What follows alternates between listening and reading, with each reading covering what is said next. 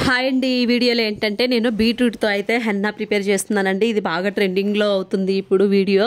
ఇంకా మనం కూడా ఒకసారి ట్రై చేద్దాం అన్నట్లుగా బీట్రూట్తో అయితే ట్రై చేస్తున్నానండి. బీట్రూట్ అనేది న్యాచురల్ కలర్ అందరికీ తెలిసిందే కదా, చాలా అంటే చాలా మంచిది. ఎలాంటి కెమికల్ లేకుండా మన హెయిర్కి మంచి కలర్ని అయితే ఇస్తుంది. ఇంకా లిప్స్టిక్స్, లిప్ బామ్స్లో అయితే బాగా యూజ్ చేస్తారు దీన్ని. అయితే దీనికోసం నేను ఒక 2 అయితే బీట్రూట్స్ తీసుకున్నానండి. మనం హెన్నాని చాలా రకాలుగా మిక్స్ చేసుకోవచ్చు. ప్లెయిన్గా ఓన్లీ హెన్నానే కలుపుకోవచ్చు. ఇలా బీట్రూట్తో కూడా కలుపుతున్నారు ఇప్పుడు.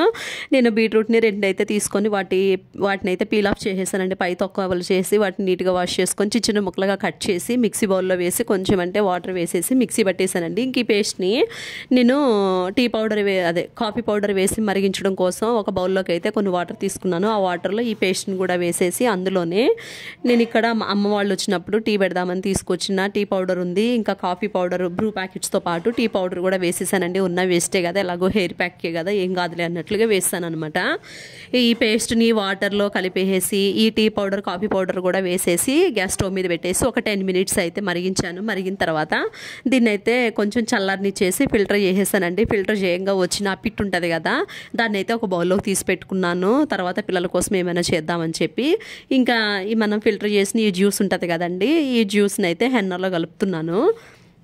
ఇక్కడ నేను బయట షాప్స్ నుంచి తీసుకొచ్చానండి. ఒక 3 packets Nupur henna packets 10 rupees అంటే ఒక్కొక్కటి. ఇంకా 3 ప్యాకెట్స్ ఓపెన్ చేసి ఒక బౌల్లోకి ఆ పౌడర్ అయితే వేసేసి ఇంక ఈ జ్యూస్ని అయితే కొంచెం కొంచెంగా కలుపుకోవడం స్టార్ట్ చేశానండి. ఒకేసారి ఎక్కువ పోసేయద్దు, ఎందుకంటే దీనిలో మనం కలిపే ఇంగ్రీడియంట్స్ వల్ల మళ్ళీ మనం ముందుగానే ఈ జ్యూస్ని ఎక్కువ పోసేస్తే బాగా కన్సిస్టెన్సీ అనేది లూజ్ అయిపోతుంది, అంటే జారుగా అయిపోతుంది కదా.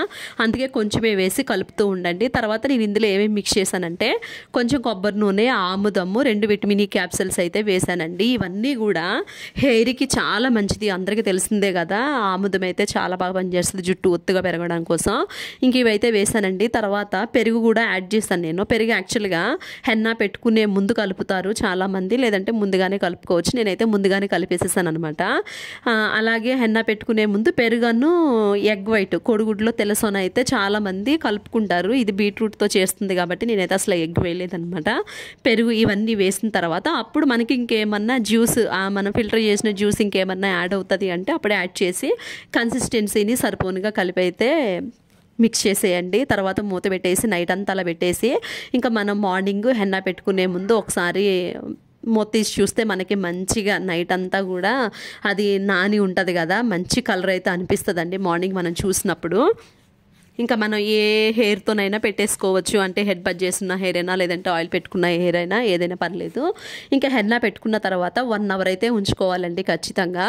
1 అవర్ తర్వాత మనం ఏ షాంపూ అయితే యూజ్ చేస్తామో అదే షాంపూతో హెడ్ బాత్ చేసేయండి. దీనికి హెడ్ బాత్ చేయొచ్చు, ఇండిగో పెట్టుకున్నప్పుడు హెడ్ బాత్ చేయొద్దు అని చెప్పని అంటారు. నిజంగా అండి చాలా అంటే చాలా బాగుంది హెయిర్. నాకు నేనే చూసుకొని ఎంత హ్యాపీగా ఫీల్ అయ్యానో. మా హస్బెండ్కి పెట్టింది మాత్రం చిన్న క్లిప్ అయితే యాడ్ చేశాను, ఒక్కసారి ట్రై చేయండి.